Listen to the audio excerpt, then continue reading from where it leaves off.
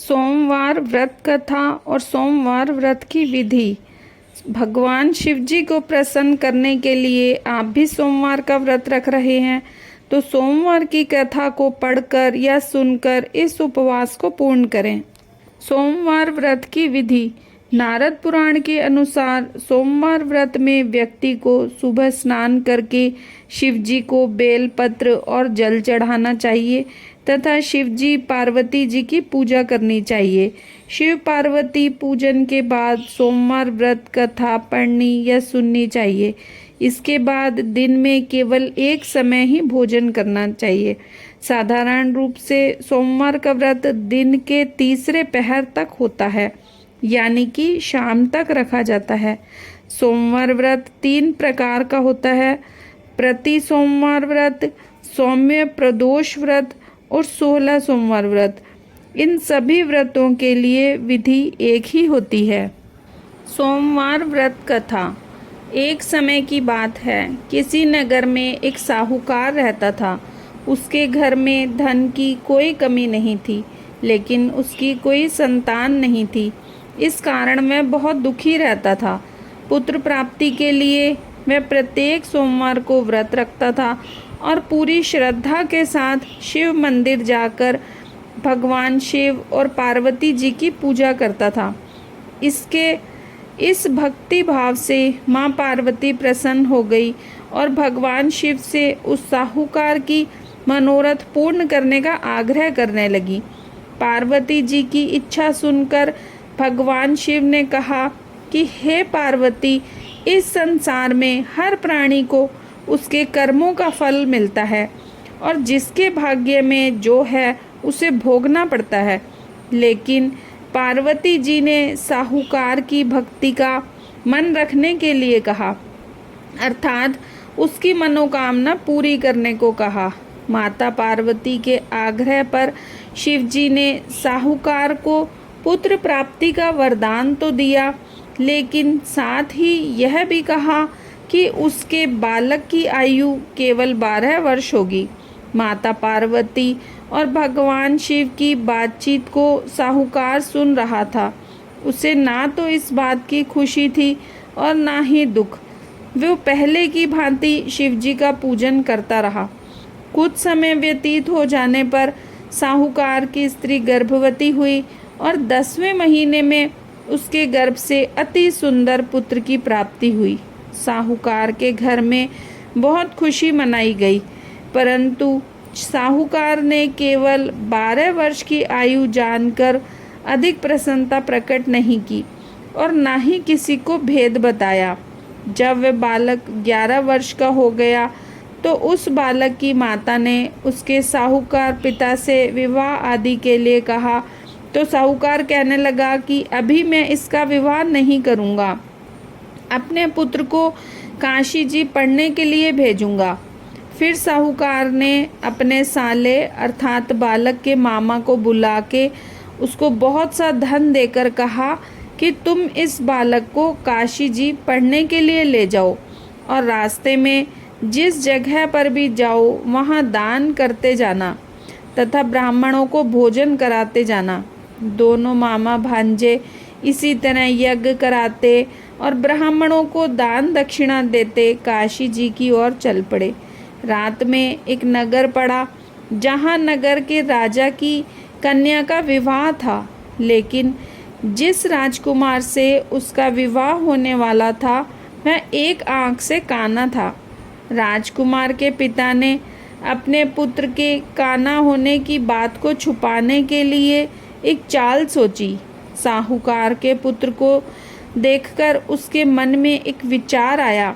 उसने सोचा, क्यों न इस लड़के को दूल्हा बनाकर राजकुमारी से विवाह करा दूं। विवाह के बाद इसको धन देकर विदा कर दूंगा और राजकुमारी को अपने नगर ले जाऊंगा। लड़के को दूल्हे के वस्त्र पहनाकर राजकुमारी से विवाह कर दिया गया, लेकिन साहूकार का पुत्र ईमानदार था। उसे ये बात सही नहीं लगी। उसने अवसर पाकर राजकुमारी की चुन्नी के पल्ले पर लिखा कि तुम्हारा विवाह तो मेरे साथ हुआ है, लेकिन जिस राजकुमार के साथ तुम्हें भेजा जाएगा वह एक आँख से काना है। मैं तो काशी जी पढ़ने जा रहा हूँ। जब राजकुमारी ने चुन्नी पर लिखी बातें पढ़ी तो उसने अपने माता पिता को ये बात बताई। राजा ने अपनी पुत्री को विदा नहीं किया और बारात वापस चली गई। दूसरी ओर साहूकार का लड़का और उसका मामा काशी पहुँचे। वहाँ जाकर उन्होंने यज्ञ किया। जिस दिन लड़के की आयु 12 साल की हुई उस दिन यज्ञ रखा गया। लड़के ने अपने मामा से कहा कि मेरी तबीयत कुछ ठीक नहीं है। मामा ने कहा कि तुम अंदर जाकर सो जाओ। लड़का अंदर जाकर सो गया और थोड़ी ही देर में उसके प्राण निकल गए। जब मामा ने आकर देखा तो वह मुर्दा पड़ा है तो उसको बहुत दुख हुआ और उसने सोचा कि अगर मैं अभी रोना पीटना मचा दूंगा तो यज्ञ का कार्य अधूरा रह जाएगा। अतः उसने जल्दी से यज्ञ का कार्य समाप्त किया और ब्राह्मणों के जाने के बाद रोना पीटना आरंभ किया। संयोगवश उसी समय शिव पार्वती जी उधर से जा रहे थे। जब उन्होंने ज़ोर ज़ोर से रोने की आवाज़ सुनी तो पार्वती जी कहने लगी, महाराज कोई दुखिया रो रहा है, इसके कष्ट को दूर कीजिए। जब शिव पार्वती जी ने उसके पास जाकर देखा तो वहाँ एक लड़का मुर्दा पड़ा था। पार्वती जी कहने लगी, महाराज यह तो उसी सेठ का लड़का है जो आपके वरदान से हुआ था। शिव जी कहने लगे, हे पार्वती इस बालक को और आयु दो, नहीं तो इसके माता पिता तड़प तड़प कर मर जाएंगे। पार्वती जी के बार बार आग्रह करने पर शिव जी ने उसको जीवन दान दिया और शिव जी महाराज की कृपा से लड़का जीवित हो गया। शिव जी और पार्वती जी कैलाश पर्वत को चले गए। तब वह लड़का और उसके मामा उसी प्रकार यज्ञ करते और ब्राह्मणों को भोजन कराते अपने घर की ओर चल पड़े। रास्ते में उसी शहर में आए जहाँ उसका विवाह हुआ था।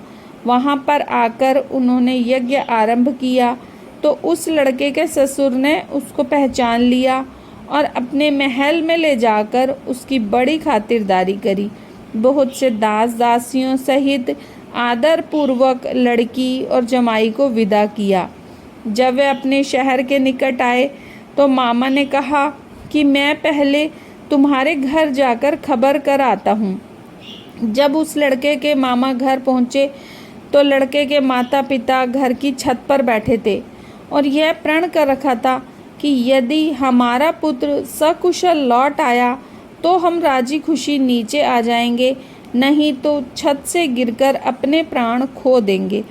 इतने में उस लड़के के मामा ने आकर यह समाचार दिया कि आपका पुत्र आ गया है, तो उनको विश्वास नहीं आया। तब उसके मामा ने शपथ पूर्वक कहा कि आपका पुत्र अपनी पत्नी के साथ बहुत सारा धन लेकर आया है। तो सेठ ने आनंद के साथ उसका स्वागत किया और बड़ी प्रसन्नता के साथ रहने लगे। इस प्रकार से जो कोई भी सोमवार के व्रत को धारण करता है अथवा इस कथा को पढ़ता या सुनता है उसकी समस्त मनोकामनाएं पूर्ण होती हैं। तो कहिए भोलेनाथ की जय, माता पार्वती की जय। जय शिव ओमकारा, प्रभु हर शिव ओमकारा, ब्रह्मा विष्णु सदा शिव अर्धांगी धारा। ओम जय शिव ओमकारा, एकानन चतुरानन पंचानन राजे, हंसानन गरुड़ासन वृषवाहन साजे। ओम जय शिव ओमकारा, दो भुज चार चतुर्भुज 10 भुज ते सोहे, त्रिगुण रूप निरखते त्रिभुवन जन मोहे। जय शिव ओमकारा, अक्षमाला बनमाला मुंडमाला धारी, चंदन मृग मद सोहे भाले शशिकारी। जय शिव ओमकारा। श्वेतांबर पीतांबर वाघांबर अंगे। सनकादिक ब्रह्मादिक भूतादिक संगे। ओम जय शिव ओमकारा। कर मध्य कमंडल चक्र त्रिशूल धरता। जग करता जग हरता जग पालन करता। ओम जय शिव ओमकारा। ब्रह्मा विष्णु सदा शिव जानत अविवेका। प्रणवाक्षर के मध्य यह तीनों एका। ओम जय शिव ओमकारा। त्रिगुण शिव की आरती जो कोई नर गावे। कहत शिवानंद स्वामी मन वांछित फल पावे। ओम जय शिव ओमकारा।